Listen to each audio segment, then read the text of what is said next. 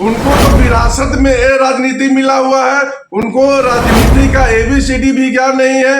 अगर वो पंचायत में अकेले दम पर लड़े तो अभी जो है मुखिया भी नहीं बन सकता है और मुख्यमंत्री का सपना देख रहा है। हाजीपुर में हर चुनाव के पहले जिस तरह से चिराग पासवान के लगातार जो है बयान बदल के आ रहे हैं, वो भी NDA के तरफ से ही आ रहे हैं, तो कैसे देख रहे हैं? क्या लग रहा है चिराग पासवान कहीं न कहीं 2020 की तरह अकेले होंगे या NDA के हिस्सा रहेंगे?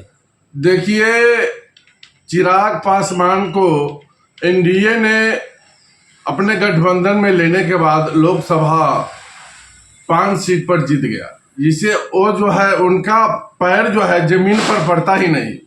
उनको मालूम होना चाहिए, जब अकेले दम पर 2020 में विधानसभा लड़े थे तो मुश्किल से 1 सीट आया था और टाई फीस हो गए थे। और अभी मुख्यमंत्री का अपने को देख रहे हैं कि मुख्यमंत्री हमको कौन बना दे।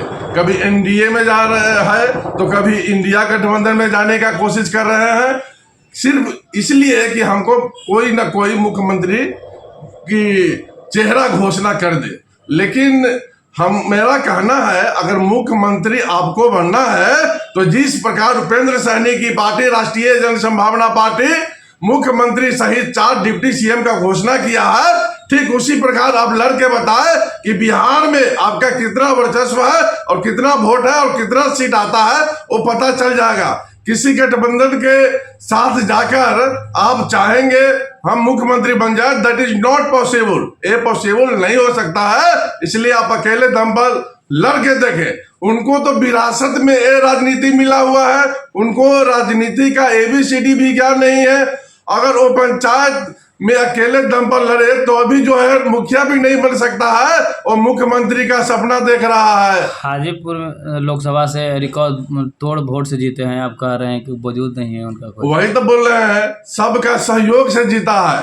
BJP के वोट से जीता है, जदयू के वोट से जीता है, उपेंद्र कुशवाहा के वोट से जीता है और बाजी के वोट के कारण ही जीता है। अकेले दम पर तो टाई फीस हो जाएंगे।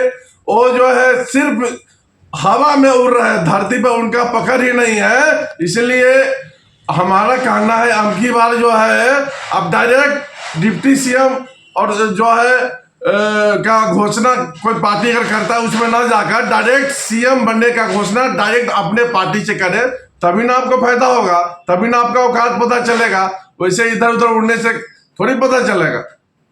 लगातार जिस तरह से चिराग पासवान के बयान आ रहे हैं, कहीं न कहीं JDU पार्टी टारगेट पे है और JDU पार्टी जो है लगातार चुप है। कहीं न कहीं गठबंधन के साथ जब JDU की थी गठबंधन, तो कहीं न कहीं BJP को लगातार और NDA को लगातार टारगेट करती थी JDU, लेकिन अब JDU चिराग पासवान को लेकर के साइलेंट है। क्या कुछ बड़ा होने वाला है? देखिए, नीतीश कुमार जी से जो है सीक्रेट बात हुआ, इसीलिए फूलकर महंत है चिराग पासवान जी और BJP के अगेंस्ट में जा रहे हैं और कुछ न कुछ अनाप शनाप बोल रहे हैं।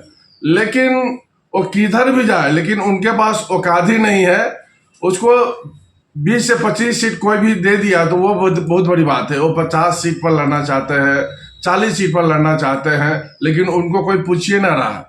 और जब कोई भी गठबंधन में बात करते हैं तो 20-25 सीट देने की बात करती है। इसलिए वो जो है उधेर बुन में है, what do and what do not. इसलिए उनका जो राजनीतिक कैरियर पूरा खत्म है, इसलिए वो कूद फान कर रहे हैं, उससे कुछ होने वाला नहीं है।